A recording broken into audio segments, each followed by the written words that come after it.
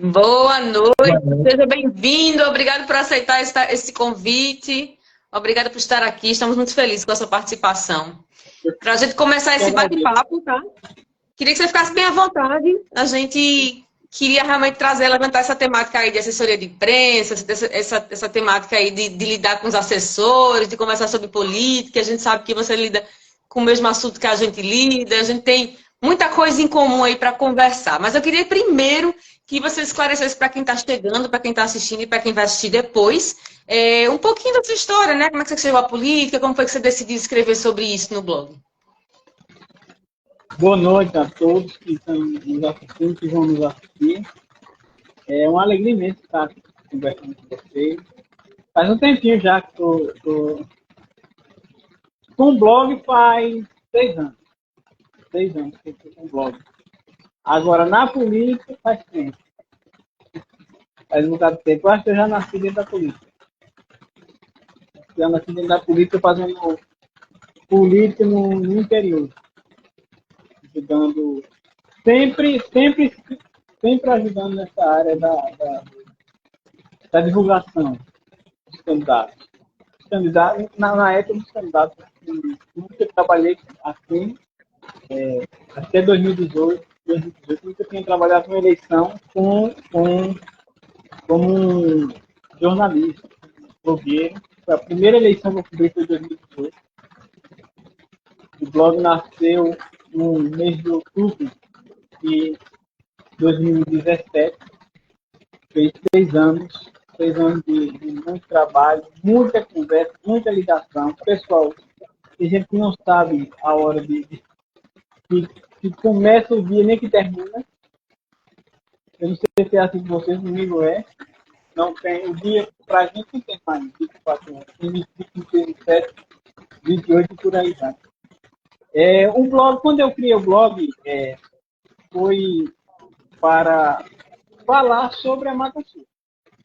A minha ideia era falar sobre a Mata Sul do estado, porque eu sempre reparei que a gente tinha notícia da política do Agreste,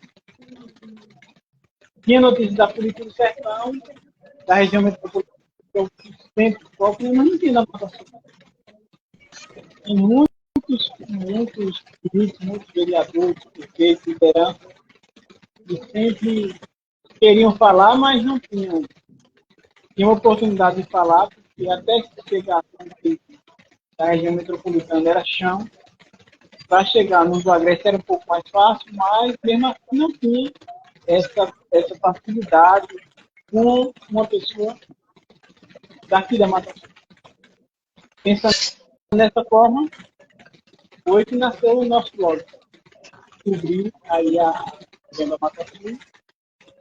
Tive a sorte de fazer uma cobertura de uma eleição bastante polarizada, que foi a eleição de 2018, para o governo de Pernambuco. Não, mas o governador foi eleito no primeiro turno, mas foi eleito por um trigo. Vocês lembram? Aquela eleição ali foi a primeira que eu participei, cobrindo uma campanha. Ali, geralmente, eu estava tomando, praticamente tomando um partido.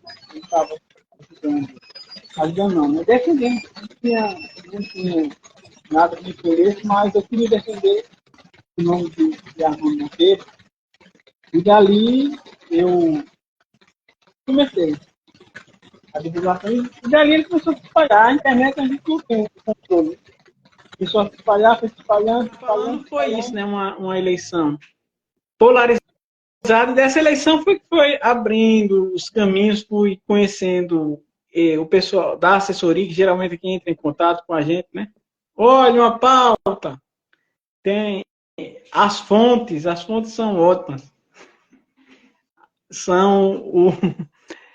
De repente surge olha, vai botar um projeto na Assembleia desse jeito, vai ser desse jeito e assim vai, no governo.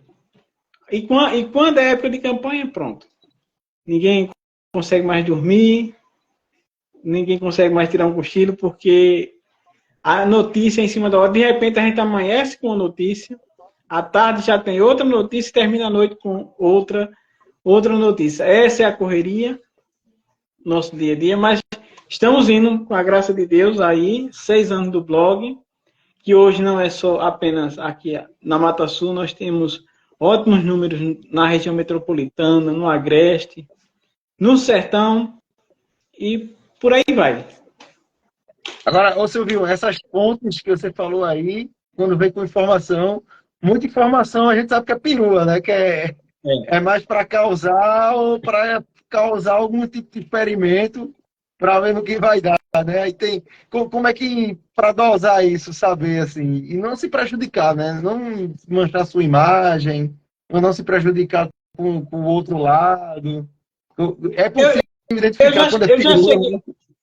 Eu já cheguei a pensar que muitas vezes eu cheguei a pensar, olha, eu postei alguma coisa que foi uma fake news, uma lorota, alguma coisa assim, mas agora, depois de tanto tempo, a gente passa a perceber que não é tão assim. Tem tem um ditado, colocar o bode na sala, já ouviram falar? Né? Colocar o bode na sala, foi no caso no caso dessas notícias, dessas informações, quando acontece vamos supor, alguém quer colocar um nome para a prefeitura de Bodocó, por exemplo, tá, numa cidade distante. Prefeitura de Bodocó, olha, eu vou ser candidato. Aí a gente posta, fulanos pretende se lançar candidato. Diz, olha, não diga que é eu não que estou colocando meu nome, não, que é o povo está falando. A gente coloca, né? Conversa direitinho, vê. Na verdade, a gente pensa que ele está querendo, nesse caso, disputar mesmo a prefeitura, mas, na verdade, quando vem olhar direitinho, é tentando a vaga de vice, ou mesmo projetar o nome para ser vereador. Então, existe isso de informações falsas, peruas, né, como são conhecidas, mas em sua maioria é justamente que entra com o intuito, o famoso vai que cola, e dali é que parte para outro. Né? Foi o caso Lupécio, em Olinda. Estou lembrando agora de Lupécio. Quando o Anderson começou a anunciar que iria... Anderson, se não me engano, foi o primeiro prefeito de cidade grande que disse, né, em 2021, eu acho, que iria renunciar e disputar para o governo de Pernambuco. Antes foi o primeiro, depois veio o Miguel, e Raquel só falou quando já estava praticamente saindo da prefeitura. Então, quando começaram a falar, começou a especular o nome, Lupécio colocou o nome dele para governador, não sei se vocês lembram. Ele colocou o nome para governador, disse que vinha, aí teve aquela questão. Mas Solidariedade está na base de Paulo. Terminou Solidariedade lançando Marília. Foi? Então, é mais para isso. Joga o nome, vamos ver o que, é que vai dar, vamos ver o que, é que as pesquisas falam, aí daí a gente toma um rumo. Perfeito. Deixa eu só mandar um abraço aqui para o vereador Cianinho, do Campo Santo Agostinho, que fez uma saudação para a gente aqui. Para quem está entrando agora, o plenário virtual tem essa tradição de todas as semanas sempre convidar alguém para bater um papo aqui por meio da live do Instagram, para falar de política, para falar da política enquanto ciência, da política enquanto factual, vejo os acontecimentos de bastidores, essas coisas, previsões, tudo. E a gente não só conversa com políticos, mas conversa também com advogados, cientistas, blogueiros, jornalistas, porque é bom, né? Tudo isso envolve. Eu conheci o trabalho de Silvinho no ano passado, da campanha do ano passado, e ele carrega um slogan que é o seguinte, que é o blog que mais cresce em Pernambuco. Eu não sei se essa é uma perua sua, Silvio, mas assim, eu sei que está crescendo muito. Está crescendo bastante, porque você faz um trabalho realmente interessante, é de se reconhecer.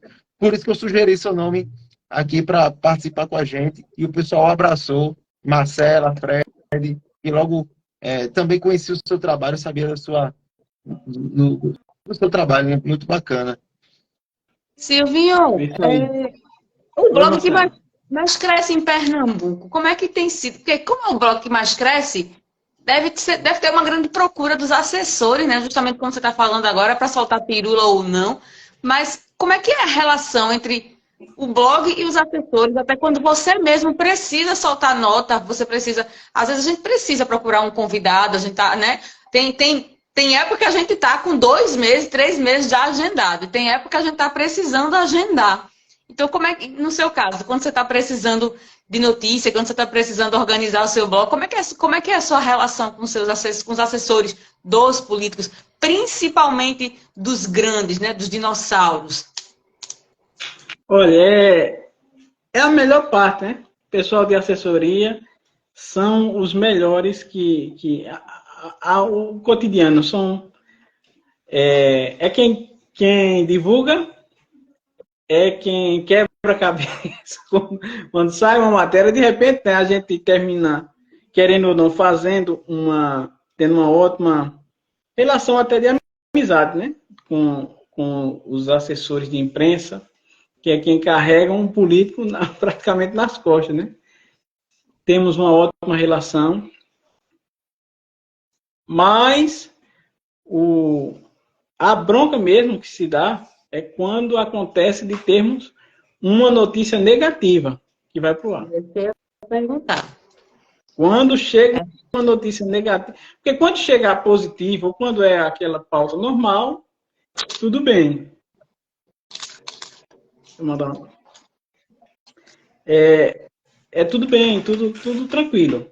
Agora, quando tem questionamento, aí eu já teve caso de ter tido um assessor de imprensa que veio perguntar, iniciou a pergunta assim: olha, teve essa informação aqui. Quem foi que lhe disse? Eu disse, sim. E aí? Sim, eu quero saber quem foi que lhe disse. Eu disse, eu não vou dizer quem foi que disse.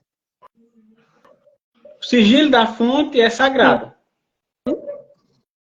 Aí ele disse, então eu vou passar para a advogada, que a advogada consegue quebrar o sigilo na justiça.